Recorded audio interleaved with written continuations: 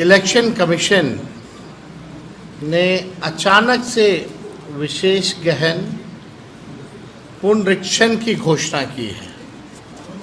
इसका ये मतलब है कि अभी जो पब्लिश हुआ था वोटर लिस्ट फरवरी माह में, जो फ्रेश घटाव जुड़ाव के बाद अब पूरे 8 करोड़ बिहारियों का वोटर लिस्ट जो है उसको साइड कर दिया गया है। अब नए सिरे से जो है वोटर्स बनाए जाएंगे। अब ये साफ तौर पे सवाल उठता है कि ठीक चुनाव से 2 महीने पहले आप ये काम क्यों कर रहे हैं, और लगभग क्या ये पॉसिबल है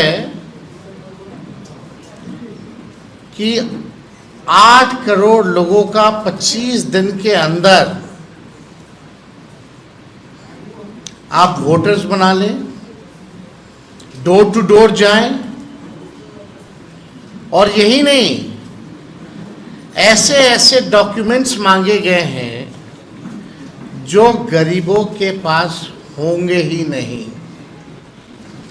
अभी हम काफ़ी डिटेल में एक एक करके है अपनी बात को हम रखेंगे, और सवाल जो है हम लोग इलेक्शन कमीशन से पूछना चाहते हैं, और आने वाले समय में हम लोगों का एक डेलीगेशन भी जो है इलेक्शन कमीशन जाएगा। बात स्पष्ट है, नीतीश जी, मोदी जी डरे हुए हैं। वो बिहार के हार को देखते हुए नीतीश जी दिल्ली जाते हैं और वो चाहते हैं कि गरीबों का वोटर लिस्ट से नाम जो है कट जाए। यानी लोकतंत्र में गरीबों को सबसे महत्वपूर्ण अधिकार जो अगर मिला है तो वो वोट का मिला है। और लालू जी हमेशा कहते हैं वोट का राज मतलब छोट का राज,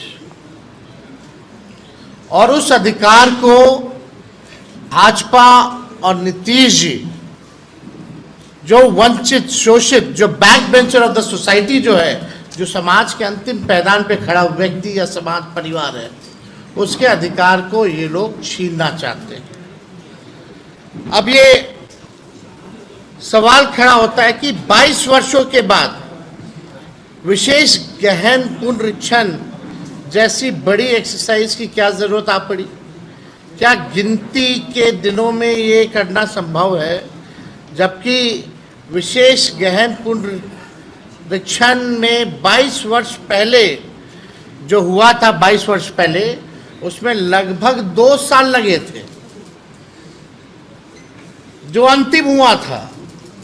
तो अब केवल बिहार में होगा, देश के और किसी राज्य में नहीं होगा, केवल बिहार में होगा।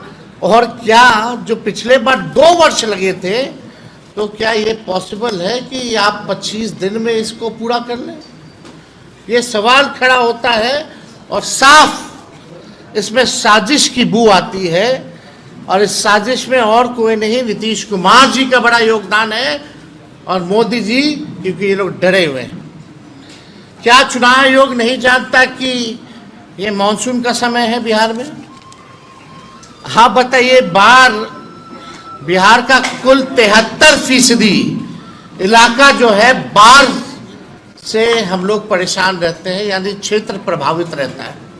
73% सवाल उठेगा कि लोग अपना जान माल बचाएगा कि चुनाव आयोग को कागज ढूंढ ढूंढ करके लोग देगा?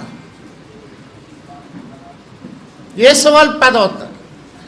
कई नदियां में पानी जो है बहुत तेजी से बढ़ रहा है, कई जगह अलर्ट किया गया है, और इस मानसून के समय क्या लोगों के पास इतना समय है कि चुनाव आयोग को अपना कागज देगा?